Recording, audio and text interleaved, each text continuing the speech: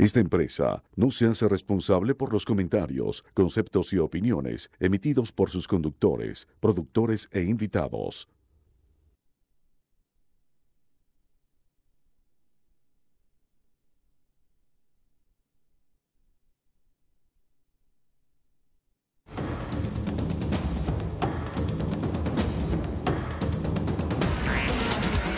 Patricia Poleo en Agárrate, opinión estremecedora. Buenas noches, bienvenidos a Agárrate. Hoy estamos comenzando tarde, ahí tengo una especie de estrés social en Twitter porque no había arrancado el programa. Teníamos un problema con el audio, Mercurio está en retrógrado y esas son las cosas que pasan cuando Mercurio está en retrógrado. Pero ya estamos aquí y bueno, estoy aquí hablando porque me va a hacer falta toda la hora del programa porque tenemos mucha información que dar y de la buena. Les decía hoy en mi Twitter, en mi cuenta de Twitter que Agárrate va a estar muy bueno el día de hoy. Y sí va a estar bueno porque sabemos cómo está el escenario político en Venezuela. Ayer en la noche surgió el comunicado de la Mesa de la Unidad Democrática. Digamos que no es de la Mesa de la Unidad Democrática exactamente. El comunicado es firmado por el secretario ejecutivo de la Mesa de la Unidad Democrática, Chugo Torrealba, acerca de la convocatoria que a través de un video ha hecho Leopoldo López para asistir a una concentración el próximo sábado 30 de mayo. En el comunicado, muy bien escrito por cierto, se dice que la MUD estima que hay algunas circunstancias que le van a impedir marchar el sábado. Habla de la MUD, de la Mesa de la Unidad Democrática como institución.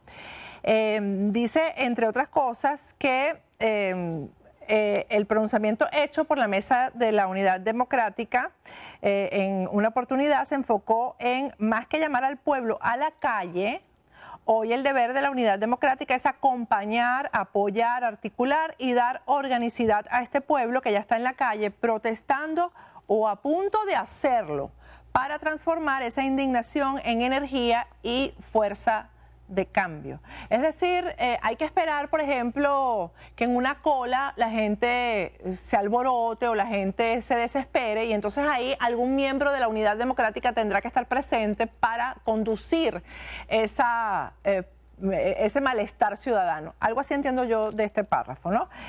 Dice que el cambio es urgente, pero el cambio es electoral. Dice, respetamos, valoramos y compartimos las razones esgrimidas por Leopoldo López para llamar a la movilización, la libertad de los presos políticos, el cese de la represión, la fijación de la fecha de las elecciones parlamentarias y su realización con observación internacional calificada y oportuna son puntos que forman parte estructural de la agenda de la Unidad Democrática, como queriendo decir que Leopoldo se robó. Leopoldo López como que quiso robarse estos puntos de protesta y de exigencias, ¿no? Dice, presente que todos estos puntos están presentes, dice Chugo Torrealba, que es el que firma esto, todos nuestros documentos y posiciones públicas. Sin embargo, consideramos fundamental que en cualquier petitorio o conjunto de reclamos esté presente también en forma destacada la lucha contra la espantosa crisis humanitaria que vive nuestro pueblo, azotado por la escasez, la carestía, la inseguridad y el colapso de todas las redes de servicio público. Es muy largo el comunicado, no lo puedo leer completo, pero todo el mundo ha leído este comunicado. De hecho, a mí incluso me sorprendieron porque anoche no lo había leído cuando yo creo que ya todo el país y el mundo entero interesado en el tema de Venezuela lo había leído y me preguntaban a través de mi cuenta de Twitter qué opinaba yo de esto. Y yo quería digerir bien este asunto, ¿no? Porque en las primeras de cambio, quien conoce mi trayectoria personal como ciudadana y profesional sabe que he estado desde que cayó el primer preso político en el gobierno de Hugo Chávez luchando por la libertad de los presos políticos. En aquel momento fueron los presos del Táchira y ahí tuvimos, entre ellos estuvo Antonio Ledesma, está Oscar López, estuvo Oscar López que en este momento está en el exilio, Antonio Ledesma preso en su casa. Formamos el Frente por la Libertad de los Presos Políticos y fueron muchas cosas las que se lograron con el apoyo ciudadano, con protestas permanentes en la calle, de manera que mi opinión con respecto a si se debe acompañar o no esta convocatoria hecha por un preso político, por un hombre que está no solamente privado de su libertad, sino que sometido a todas las humillaciones y a todas las violaciones de sus derechos humanos, al igual, como sabemos, Daniel Ceballos y el resto de los casi 90 presos políticos que hay en Venezuela, porque no son ellos dos nada más. De manera que, por supuesto, no puedo en modo alguno apoyar un comunicado de este tipo o entender que no se acompañe no solamente a Leopoldo López, sino a todos los ciudadanos que en este momento sienten en Venezuela que tienen que hacer algo, porque la gente eso es lo que siente, que tienen, que deben hacer algo, por lo menos para que se escuche lo que es el clamor popular de que regresen las libertades al país y regrese el país que se fue, el país que se llevaron algunos en los bolsillos y que pretenden no regresar. Chugo Torrealba ha sido absolutamente abrumado por las redes sociales, que es donde se maneja ahora la información prácticamente, porque sabemos cómo están los medios en Venezuela. Ha sido abrumado de mensajes donde, gente con muy alterada lo insulta, otras personas le hacen preguntas de por qué adoptó esa posición. Bueno, realmente ha sido, esa es la palabra, abrumador el arrinconamiento que ha recibido Chugo Torrealba por parte de la gente que no está de acuerdo con no apoyar la convocatoria de un preso político, porque además es una convocatoria hecha con unos puntos muy importantes que le preocupan y le atañen a todo el país. Chugo Torrealba se ha alterado de una manera pública y notoria, siendo que es la persona que maneja la Mesa de la Unidad, que como institución, pues parece que este golpe político que ha recibido pues no ha tenido la suficiente serenidad ni estabilidad emocional para manejarlo, como deberían los políticos manejar este tipo de situaciones, ¿verdad? Porque ha respondido muy groseramente, tanto en las redes sociales como en un programa de radio que se da todas las mañanas aquí en el sur de la Florida, en la emisora Actualidad 1020.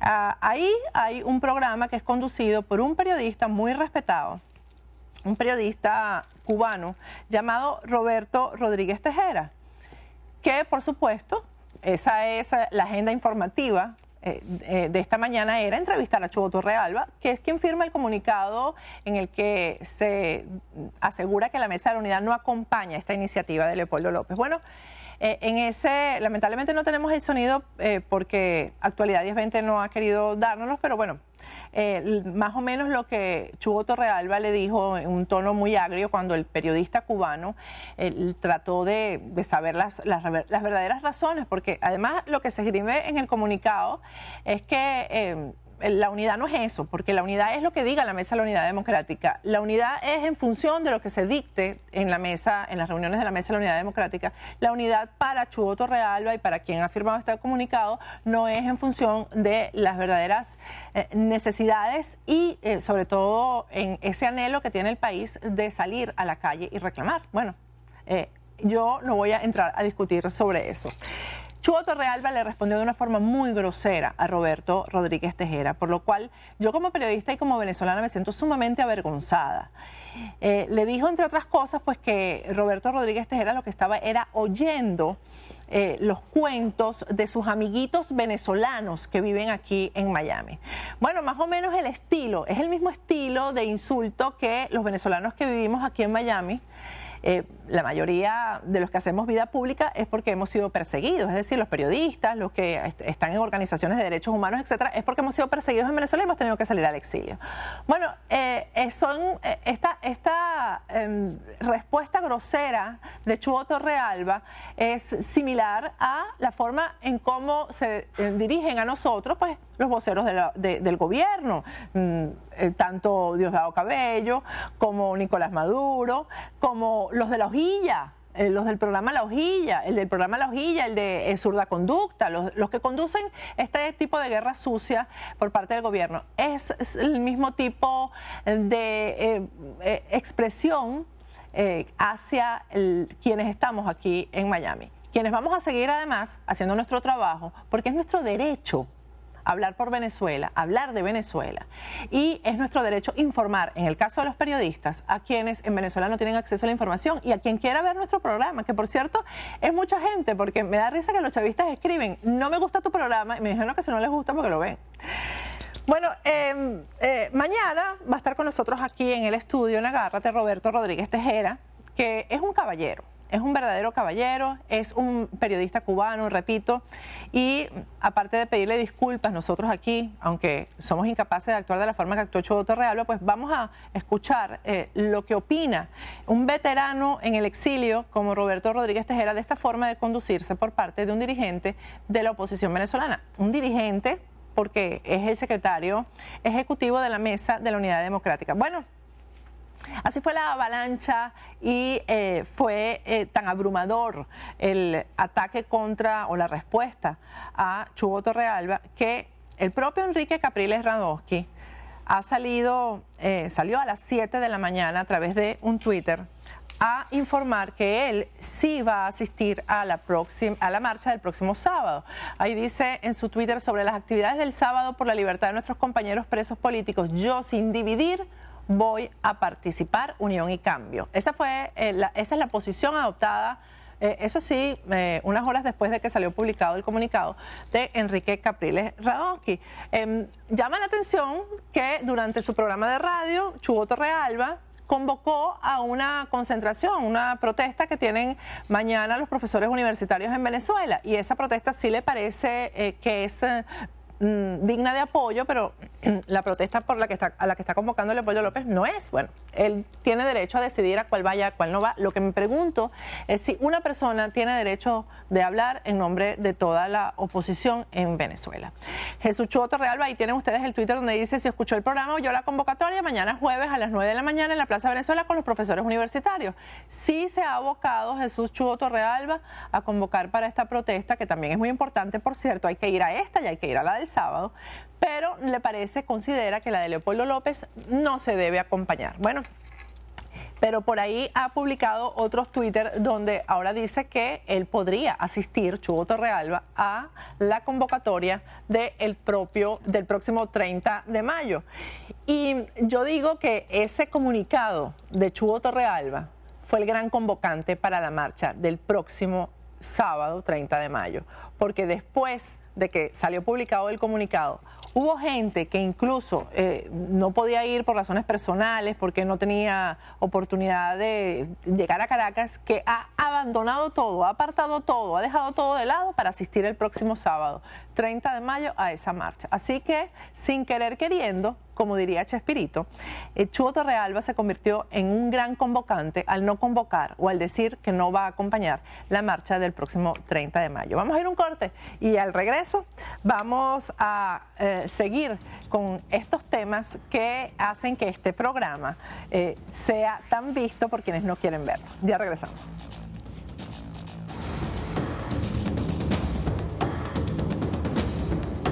Agárrate con Patricia Poleo.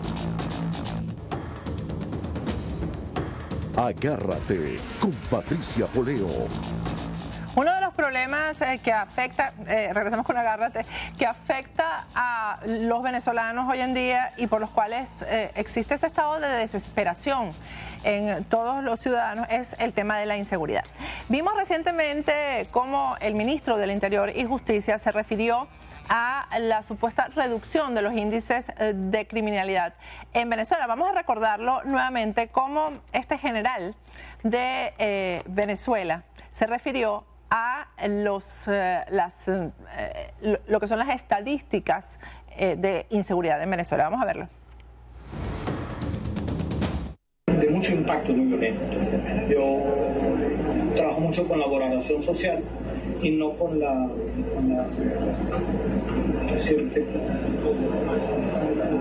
cualitativo y cuantitativo desde el modelo de expresión matemático aritmético. Yo no puedo dar fecha porque eso, pero estoy seguro que está disminuyendo. Te lo puedo jurar que está disminuyendo. Bueno, eso se ha hecho viral en las redes sociales. Vamos a ver un paquete informativo que hizo nuestro aliado La Voz de América sobre precisamente la violencia en Venezuela. Vamos a verlo.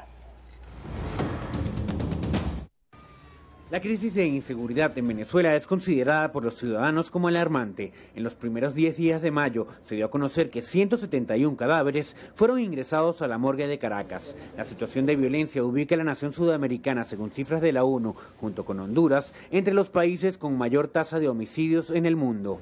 El abogado penalista Rafael Narváez asegura que Venezuela vive unos momentos muy duros. El AMPA sigue arrebatándole la vida a los venezolanos, con las víctimas más atractivas que ha decidido el AMPA asesinar. Las zonas de paz declaradas por el Estado venezolano son zonas de guerra. A este respecto, el criminólogo Fermín Mármol García, en diálogo con La Voz de América, manifiesta que en 16 años ha habido 15 ministros al frente del Ministerio de Interior y Justicia, ejecutando 21 planes de seguridad y todos han fracasado. El balance para Venezuela no es positivo. En temas de homicidio, Venezuela es el segundo país con más homicidios de todo el continente americano. Al mismo tiempo, cuando se realiza un análisis de Latinoamérica y lo que ha sido el avance ante el crimen y la violencia, el experto agrega que se observan casos muy positivos, como son los casos de Brasil y Colombia. En Colombia se desarrolló un plan de seguridad durante 8 años que encabezó el presidente Álvaro Uribe Vélez y que sostuvo en su primer mandato el presidente Santos, de alguna manera. En Brasil, durante 7 años, el presidente Lula da Silva también activó un plan de desarme, sobre todo en las zonas populares de Brasil. Sin embargo, el gobierno venezolano destaca que durante los últimos días, a través de inteligencia estratégica, se ha avanzado en el sistema de seguridad ciudadana y en la captura de bandas dedicadas al sicariato, robo y secuestros. En estos últimos 45 y 50 días hemos estado avanzando en el tema del desmantelamiento y la desarticulación de estas bandas dedicadas a estos temas. Desde Caracas, Venezuela, para La Voz de América, Álvaro Algarra. Bueno, un experto en la materia está con nosotros vía Skype desde Venezuela, Javier Gorriño. Él es criminólogo, fue funcionario de la Policía Técnica Judicial, la Policía Técnica Judicial que en Venezuela realmente funcionaba ya en otra época. Y es además profesor universitario. Javier Gorriño está ya con nosotros. Gracias por estar con nosotros, doctor Gorriño. Gracias a ustedes y un saludo a todos los telespectadores. Este tema, bueno, primero que me dé su opinión acerca de la declaración que da un ministro del Interior y Justicia y Paz, porque ese es el cargo, acerca de las estadísticas de inseguridad en Venezuela. Bueno, no habla de estadísticas, prácticamente dice que no cree estadísticas y debemos creer todos los venezolanos como un acto de fe, porque es de su palabra que el delito se está reduciendo. Está pasando todo lo contrario, sobre todo cuando hay un gobierno que descuida totalmente el tema de seguridad, no lo afronta, y tenemos un ministro que lo que hace es suponer que el tema como tal está disminuyendo. Las cifras de homicidio, que son cifras que se pueden cuantificar, por el muerto está ahí, no son cifras como la de secuestro, la de otro tipo de delito, el robo, que tiene altísima cifra negra, que en criminología son delitos cometidos más no denunciados, día a día se disparan. Hoy día tenemos fenómenos como que ya estamos cuantificando el homicidio de policía. Ya vamos en lo que va de año de 54 funcionarios policiales asesinados por el AMPA, a uno por quitarle el arma de fuego, a otros por venganza, etcétera. Lo cierto es que ni el gobierno se preocupa por estos funcionarios policiales que anteriormente, pues, en Venezuela decían dentro del mundo del AMPA que era como un suicidio atentar contra un funcionario policial, y vemos en otras partes del mundo, vimos en Nueva York como cuando hubo un atentado contra 2 funcionarios policiales, pues se pronunció hasta el vicepresidente de los Estados Unidos. Aquí en Venezuela es una cifra más, ya no se dice ni siquiera el cuerpo al cual pertenecen, no se sabe quiénes son los culpables de ese hecho delictivo, y bueno, se siguen aumentando y disparando las cifras sin que nada haga nadie. Doctor Gorriño, esto usted dice que el gobierno no lo enfrenta y no lo resuelve. ¿Es por incapacidad o porque al gobierno le conviene que hayan estos índices de inseguridad como política de Estado? Yo creo que hay un poquito de cada cosa, pero yo creo que ha habido mucha incapacidad. nosotros hemos tenido 15 planes que han sido operativos. Los operativos a nivel policial son válidos, son operaciones policiales que normalmente en Venezuela se hacían para controlar algunos picos que yo podría decir que iba a aumentar el índice delictivo. Por ejemplo, en diciembre se cobran utilidades o aguinaldo, que es un regalo que dan, digamos, las empresas, que da el gobierno, digamos, para suplir esos regalos navideños y que la gente pues pueda comprar regalos, pueda comprar artículos navideños, pueda salir, digamos, a disfrutar con los compañeros de labores, etcétera, etcétera. Yo sé que en esos picos va a salir la delincuencia pues a buscar, digamos, ese mayor circulante en la calle y destino a zonas comerciales un número mayor de funcionarios. Esto es válido, esto siempre se hace, se llama Operación Navidad, así pasa en Semana Santa, pasa en otros eventos, que yo estadísticamente puedo controlarlo con operativos policiales. Pero yo no puedo tener un operativo permanente para subsanar el sistema de delincuencia. Luego, muchos años, luego 15 años, descubrieron unos militares que el patrullaje era sectorizado. En todas partes del mundo el patrullaje preventivo es sectorizado e inventaron unos cuadrantes. Esos cuadrantes evidentemente no funcionaron porque cada cuadrante se lo dieron a un organismo policial diferente. Entonces no había una central de transmisiones única y luego dieron números celulares de cada uno de los funcionarios que estaban en los cuadrantes. O sea que tú debías aprenderte, si tú ibas de tu casa a la oficina por lo menos y pasabas por 10 cuadrantes, 10 números telefónicos para comunicarte, no había un único número de emergencia. En fin, había una serie de cosas que no funcionaron dentro de lo que se llama operaciones policiales, porque realmente que lo manejan son los militares. Igual que los policías no sabemos nada de lo que es tanques, aviones de guerra, fragatas misilísticas, etcétera, pero ellos no saben nada del tema policial. Entonces, esto ha sido un constante ensayo, fracaso, y las únicas víctimas, pues, es el ciudadano a pie en Venezuela. Las bandas criminales han rebasado el poder de fuego, digamos de alguna manera, de las policías, doctor Gorriño, porque lo que vemos es que, por ejemplo, la banda del Picure esta, que se ha hecho ahora tan popular, porque además tiene seguidores y es una cosa como que son unos héroes, termina convirtiéndose eso como en un estado criminal, pues son ellos los que mandan. ¿La policía no tiene suficiente dotación o es que ellos tienen exceso de armas, los criminales, o qué es lo que está pasando ahí con ese desnivel que hay entre una cosa y otra? Lo que pasa es que dentro de lo que ellos llaman el nuevo modelo policial, que es que fue unificar, digamos, todos los uniformes de las policías, eso ha sido muy negativo, aguas adentro, digamos, dentro de las propias instituciones, pues sabemos que entre policías, las policías están muy orgullosas de su uniforme, inclusive cuando hay encuentros de policías se intercambian los parchos. Había policías además preventivas muy buenas, como era la policía de Chacao, como era la policía, digamos, de San Francisco y Maracaibo, etcétera. Había muy buenas policías y había, digamos, una pugna de cuál de las policías eran mejor. Hoy por hoy se unificaron todos los uniformes policiales. Tú como ciudadano, si quieres hacer un poquito de Contraloría Social, tampoco puedes hacerlo, porque tú por la locación donde te encuentres puedes decir, bueno, si estoy en Sucre, el policía que veo es de Sucre, etcétera, pero por la identificación de uniforme, no. Dentro de estas cosas, dentro del nuevo modelo policial que han hecho, que realmente han hecho fracasar todo un sistema policial, ellos solamente permiten que las policías municipales y las estatales puedan tener armas 9 milímetros y cada 10 funcionarios una escopeta calibre 12. Entonces, obviamente, las bandas que se dedican al secuestro usan armas largas, 5.56, 7.62, que permiten penetrar los blindajes de algunos vehículos, porque hoy por hoy en Venezuela casi todos los vehículos pues están blindados. Tú vas a blindar un vehículo y tienes que hacer cola de 3 meses, precisamente por el estado de inseguridad que hay. Entonces, eso lo saben los secuestradores y las bandas de secuestradores todas portan armas largas de alto calibre, mientras que los muchachos de las policías municipales tienen que enfrentarlos con armas 9 milímetros. Entonces, bueno, se han visto casos como la banda del Penco, que es una banda que fue perseguida por varios municipios, el municipio de Latillo, Baruta y en Huachacao, y fue acorralada en unos callejones donde ellos estaban disparando con armas de gran potencia, con armas largas, mientras que los policías disparaban con pistolas 9 milímetros. A Dios gracias, pues la banda, pues los integrantes de la banda murieron en este enfrentamiento. pero eso fue por suerte de los policías. Técnicamente, hoy por hoy, el AMPA está mucho mejor armada que la policía. Y muy valientemente nuestros muchachos de las policías preventivas, se enfrentan con esas bandas mejor armadas que ellos.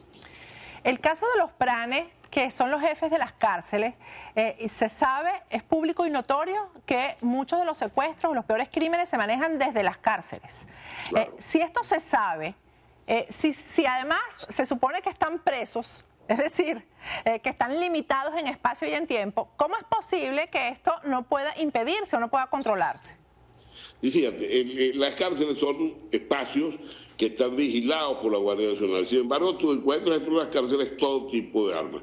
Ahora, cuando un ministro te dice que va a desarmar un barrio en Caracas, cuando un espacio confinado, como es una cárcel, no lo pueden desarmar, no hay voluntad política de hacerlo, tú ves estos planes con lo que ellos llaman el carro, que no es más que un grupo de escoltas de estos mafiosos que hacen llamar luceros, que tienen armas, someten a toda la población penal, cada grupo, cada banda se encarga de ciertos pabellones y el preso aquí paga por todo, no paga el Estado, paga estos planes.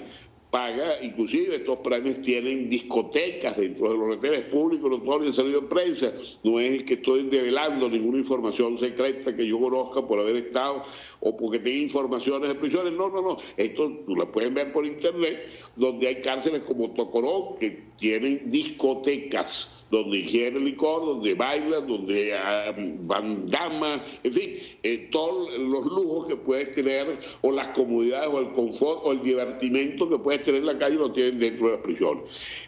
En principio se dice que fueron tratos del gobierno con los presos, que mientras las cárceles no molestaran, no hubiera problema, pues ellos podían hacer lo que quisieran. Si en estos espacios reducidos, el gobierno no ha podido, digamos, frenar, que tiene armado, o sea, poner orden en un espacio confinado, en un espacio cerrado, donde tiene la custodia, mucho menos, digamos, en una ciudad. Yo le quería hacer la pregunta porque ahí tenemos en su banner que usted fue funcionario de la PTJ, es la Policía Técnica Judicial, que hoy es el CICPC. Yo aprendí a hacer periodismo con policías de aquella época, ¿no? Estoy hablando de hace más de 30 años y recuerdo incluso, bueno, las cosas que me enseñaron policías activos fueron importantísimas para todos mis trabajos de investigación. Era una de las mejores policías que había en cuanto a resolución de crímenes. Eso, ¿cómo funciona eso ahora? ¿Cómo está el CICPC en este momento, por ejemplo, con estas actividades que son científicas, precisamente para llegarle a la resolución de los casos? Mira, se ha perdido mucho, se ha perdido mística, se ha perdido profesionalismo. Nosotros éramos profesionales no solamente reconocidos en Venezuela, sino por trabajos reconocidos inclusive en Latinoamérica, en congresos Interpol, en todo este tipo de cosas.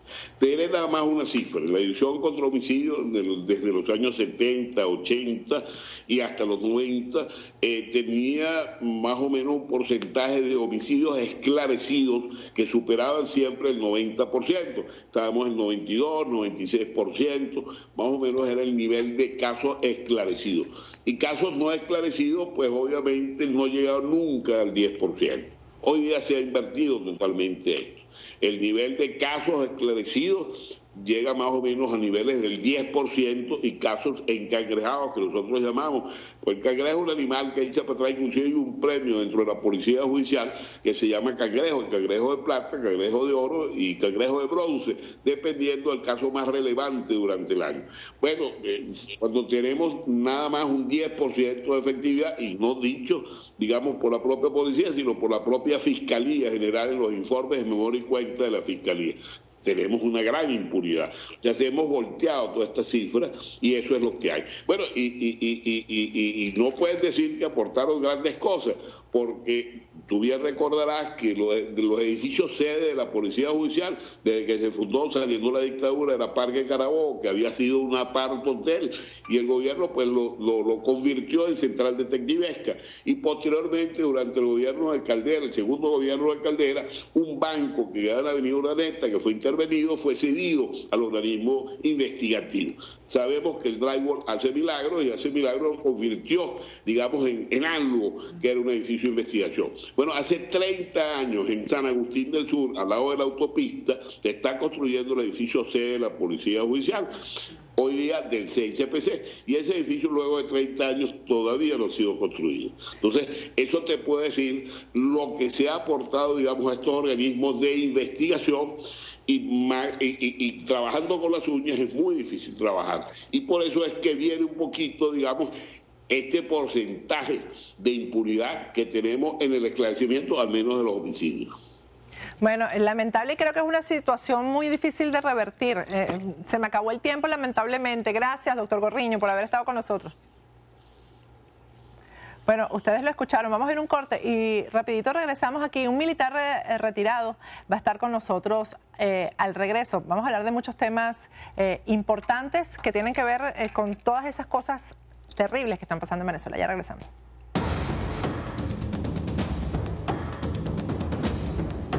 Agárrate con Patricia Poleo.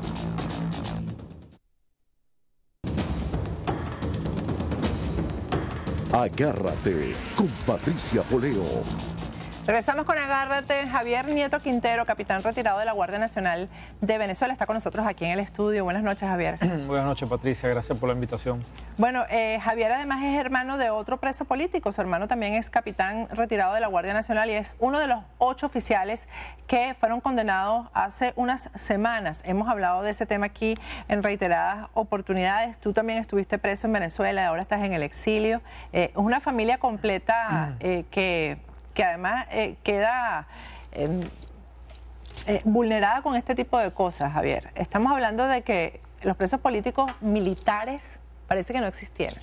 Sí, una familia que al igual que tú y muchos de los que estamos aquí, otros en la clandestinidad, no vamos a descansar, Patricia, porque ese legado lo tiene mi madre y mi padre, no descansar hasta que lleguemos al objetivo. Ya tenemos 14 años en esto y creo que lo vamos a lograr.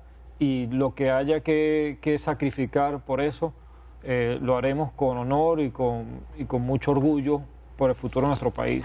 Son 8 oficiales que están presos sin pruebas, los condenaron sin pruebas. Uno de los supuestos golpes de Estado que ha denunciado el gobierno sin absolutamente ningún argumento, no hay pruebas, no hay absolutamente nada, pero allá están presos. Ayer los familiares de algunos de ellos denunciaron atropellos y sobre todo los traslados, yo también lo denuncié aquí, tienen muchos de ellos familiares, por ejemplo, en Maracay, que es cerca de Caracas, y los trasladaron a cárceles en la frontera con Colombia. Sí, sí. No solamente que no hay pruebas, sino que también se ha cometido este tipo de inmoralidades y abusos con el general que enviaron allá a Santana y con la oficial que mandaron a la cárcel de Judivana, donde la apartan de sus seres queridos, de sus hijos. Imagínate, una mujer, además, ¿no?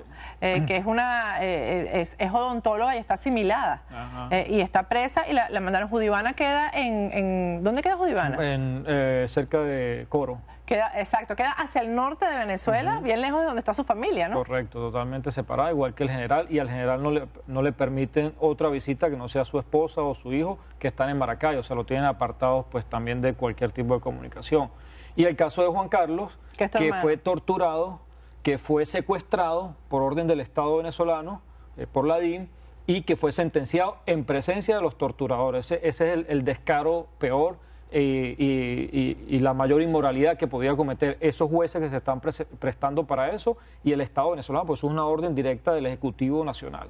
Estamos hablando de que tú tienes ya 8 años en el exilio, y yo recuerdo cuando tú fuiste también enjuiciado en Venezuela, cuando yo misma fui enjuiciada, los medios de comunicación tenían derecho a cubrir eso, y había todavía medios de comunicación. Por cierto, hoy Radio Caracas Televisión cumple 8 años de haber sido cerrada por Hugo Chávez, y lo digo por cierto porque recuerdo mucho cómo el propio Miguel Ángel Rodríguez, que estaba al frente al programa más importante en la mañana, cómo ordenaba que en su programa se tocara el tema de los presos políticos, de los juicios que había en marcha. Yo recuerdo haber cubierto el juicio tuyo, haber estado ahí presente, y los periodistas estábamos ahí. Ahora no existe eso, porque no hay medios de comunicación, hay periodistas que hagan eso. O sea, no se sabe lo que está pasando en medio de los juicios. Yo lo recuerdo, y también recuerdo lo que tú acabas de nombrar cuando se inició todo esto. Oscar Pérez estaba allí, Ledesma, que fueron los presos del Táchira, y por eso me dio tanta indignación cuando tú comentas esto de la mesa de la unidad. Me pareció bien inmoral y bien hipócrita de que esta gente no le dé apoyo. No es porque sea Leopoldo el que lo haya dicho, él es simplemente un vocero, él es un instrumento para manifestar esa rebelión que se debe empezar a gestar en la calle, no solo por los presos políticos, sino también por toda la cantidad de inmoralidades y abusos y ultrajes a lo que está sometido el pueblo con esta libreta de razonamiento, por decirlo así, donde no les permiten comprar lo que ellos quieren, donde hay desabastecimiento, y todo eso es parte de un plan perverso, como también lo comentaste en el caso de la criminalidad y el alto índice de homicidios, y parte de un plan perverso como es también el debilitamiento y la destrucción de las Fuerzas Armadas. Me parece que fue bien... Sí, esa pregunta te la quería hacer porque, bueno, ya sabemos en lo que las informaciones que están en todos los medios de comunicación en el mundo entero acerca de las implicaciones de Diosdado Cabello y otros oficiales generales que están metidos en el negocio del narcotráfico en Venezuela. Tú fuiste un militar que estuvo en frontera, que estuviste en la división antidrogas de la Guardia Nacional.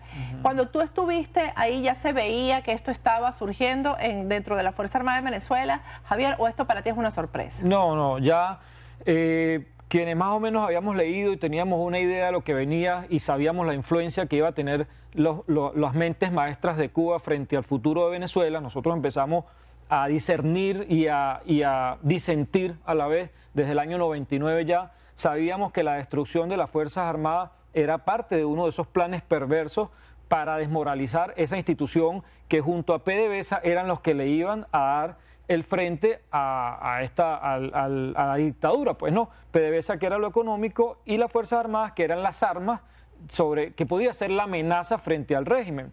Y empezaron con tres cosas. Primero, cuando Chávez le abre las puertas a la FARC y se hace amigo de la FARC, ya ahí desmoraliza a la Fuerza Armada y dice, bueno, ábrase el envío de cocaína por Venezuela hacia el resto del mundo. Segundo, cuando saca la DEA, que eran los que aportaban para hacer las grandes operaciones en materia de pago de informantes, en materia de insumos químicos que se controlaban en Venezuela para la elaboración del clorhidrato de cocaína. Y tercero, cuando hace este plan para desmoralizar la Fuerza Armada, que la politiza, la convierte en un partido político y la desmoraliza. Y ahí es donde comienza en el año 99-2000 todo este proceso que ha venido arrojando y ahorita llegó a su punto máximo, donde tres cortes aquí en los Estados Unidos dicen que no es que Diosdado es miembro del Cartel de los Soles, sino que es la cabeza del Cartel de los Soles en un sistema judicial donde aquí no hay inventos, sino que son cortes totalmente objetivas, y si dicen eso es porque es así. Bueno, está el caso también del actual, está en la lista también el actual comandante de la Guardia Nacional de Venezuela. Reverol Torres. Néstor Reverol Torres, que estuvo al frente, además de la Comisión Antidrogas, la Comisión Nacional Antidrogas. ¿Tú conociste a Néstor Reverol Torres en tu ejercicio como oficial? Sí, él era capitán, comandante de Lagunillas cuando yo estaba en Tijuana, allá en el Zulia, y él siempre ha sido un oficial antidrogas. Lamentablemente es de esa gente que utiliza la inteligencia y la astucia para el servicio del mal. Y al igual que todos esos generales Benavides y todos esos oficiales, fueron oficiales de planta también en la escuela militar, que hoy están haciendo todo lo contrario a lo que nos enseñaron a nosotros cuando éramos cadetes. Yo lo conocí de la vida profesional y de cadete. Y cuando estaba preso, que me vinieron a decir... Benavides Torres, hay que recordarle a la gente que es prácticamente, yo diría que el jefe de los violadores de los derechos humanos en Venezuela, el que más ha estado al frente de quienes han atropellado a la gente que sale a protestar, sobre todo a los estudiantes. Exactamente. Y que cuando estábamos presos, que decían que estábamos al servicio de partidos políticos, de la oposición, le decíamos, no, nosotros lo que estamos haciendo es precisamente lo que ustedes nos enseñaron en la escuela, respetar la Constitución y las leyes militares, y por eso pues hemos venido con toda esta situación de persecución, de cárcel, de exilio, pero con orgullo y con honor.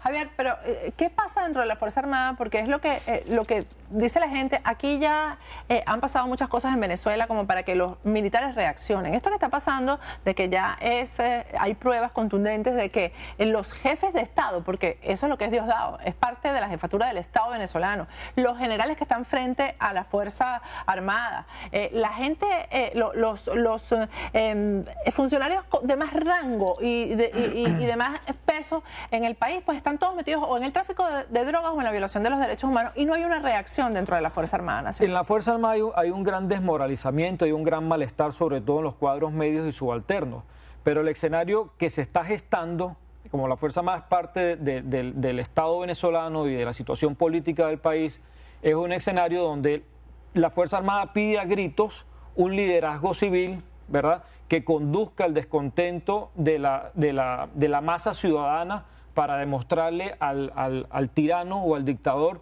de que la voluntad popular quiere darle fin a esta barbarie nacional y en ese momento apoyar la Fuerza Armada a ese pueblo en la calle. Pero pasan cosas como esto que está ocurriendo precisamente, este Exacto. conflicto que hay de una convocatoria, una marcha el próximo 30 de mayo, que es una marcha pero además pacífica, porque Leopoldo López lo aclaró, que era una concentración, que era un evento pacífico. Bueno, y entonces viene este secretario político de la Mesa de la Unidad Democrática, Chugo Torrealba, y dice que él no acompaña eso. Entonces, ahí me imagino la Fuerza Armada dirá, bueno, entonces ¿qué hacemos frente a esto? Claro, ¿no? claro, pero yo pienso que, y para explicarlo más fácil, Sí. así como en el 2002, la gente en abril del 2002, ya la gente estaba cansada, obstinada, y ahorita hay 100 causas Bueno, más creo para que mucho estarlo, más, sí. y la sociedad civil en la lucha parió un líder que dirigió esa masa, ¿verdad?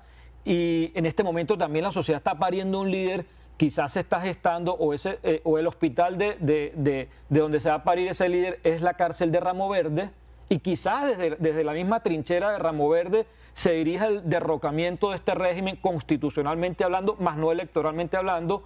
Entonces, el 11 de abril surgió ese líder, surgieron millones de ciudadanos en la calle diciendo ya basta, y surgió a las 5 de la tarde un general que jamás se lo esperó el régimen, que dijo: yo desconozco este gobierno, desconozco a este comandante en jefe, porque está matando al pueblo en la calle. Que es bueno que aclares que eso está dentro de la Constitución Claro, venezolana, claro, Javier, claro. porque entonces empiezan a decir, bueno, esto es golpismo. No es golpismo, porque dentro de la Constitución venezolana dice que una de las funciones de los militares es ser el policía de la Constitución, y el que viole la Constitución debe ser reprimido.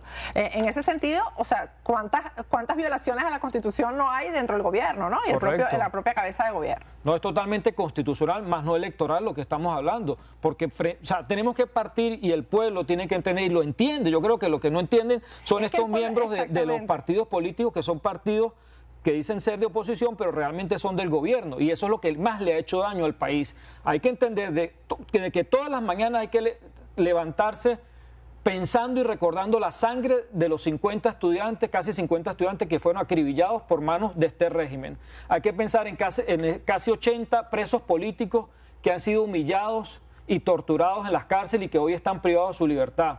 Hay que pensar en la humillación a la que es sometida el pueblo cuando tiene que hacer colas en la calle para ir a comprar lo que ellos merecen, y hay que pensar en que estamos dirigidos y estamos con un Estado que hay criminales a la cabeza de ese Estado. Frente a esos escenarios, entonces nos tenemos que trazar la forma de lucha, que no es otra que la que está diciendo el señor Leopoldo, que es en la calle, que es demostrando ese acuerdo, porque electoralmente vamos a durar 30 o 40 años como hoy lo está durando Cuba. Bueno, yo diría que también hay que acompañar las elecciones, pero es que una cosa no priva de la otra, ¿no? Si las elecciones son un mecanismo para organizar las fuerzas, claro, y ir al campo de batalla y darle la cara, perfecto. No, y acompañar las elecciones de una forma activa, ¿no? Es lo que pide Leopoldo. Leopoldo está hablando de ir a elecciones, pero ir con condiciones, con vigilancia internacional, no el centro Carter, ¿no? Sino la verdadera vigilancia internacional. Bueno, exigir lo mínimo que se puede exigir para ir con un gobierno que ha demostrado que es tramposo, ¿no?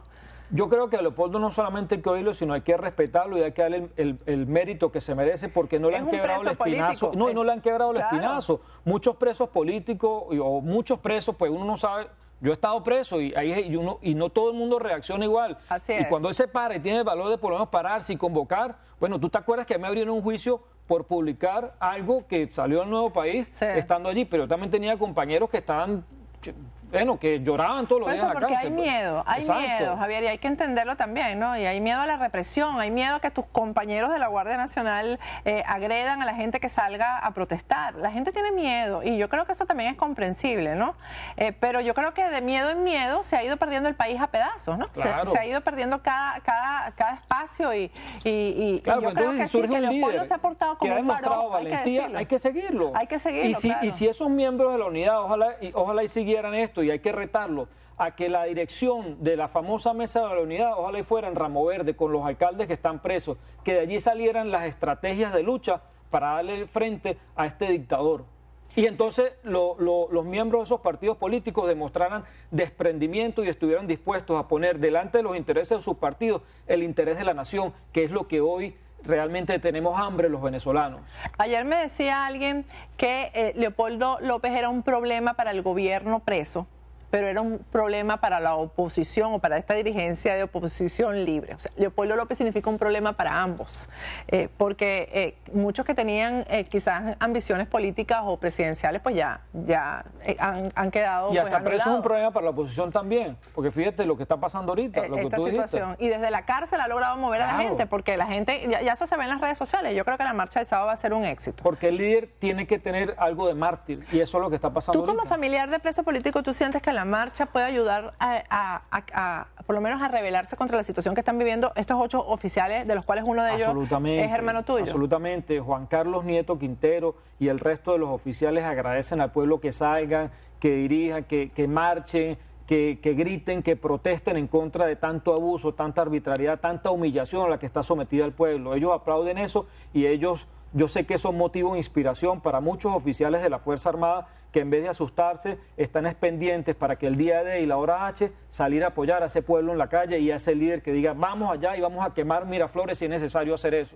Javier, ¿es verdad que el general de brigada Osvaldo Hernández en medio del juicio declaró que Diosdado Cabello lo había visitado para hacerle una oferta con tal de que declarara en contra de Barack Obama? 100% seguro, me lo dijeron 3 testigos que estuvieron en esa corte, donde el inmoral que llaman el capo de las drogas, la cabeza del cartel del Sol, fue a negociar la libertad, porque esa es la forma de actuar este régimen, y tú lo sabes porque tú tienes 15 años de persecución y de lucha, a que si él decía que supuestamente el golpe era planeado desde los Estados Unidos y con Barack Obama, él iba a salir libre a cualquier embajada del mundo. Y el general, que no lo conozco, pero lo respeto, y me quito el sombrero ante ese señor general, le dijo fuera de aquí. Y él se quedó con su posición firme en pro de la institucionalidad de la Fuerza Armada. Bueno, y ahí está preso y aislado. Ajá, pero la historia tú vas a ver tanto a Leopoldo como al alcalde de San Cristóbal, como toda esa gente, la historia política tú la has leído, va a dar la vuelta y muy pronto. Amén, que así sea. Gracias, Javier. Gracias por estar aquí con nosotros. Y bueno, y suerte con todo, que hemos estado siguiendo el caso de tu hermano, bueno, desde el principio, lamentablemente.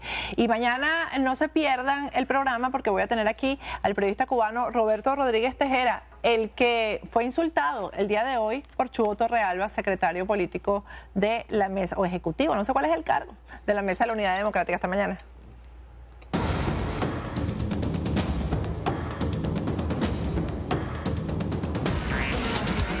Patricia Poleo en Agárrate, opinión estremecedora.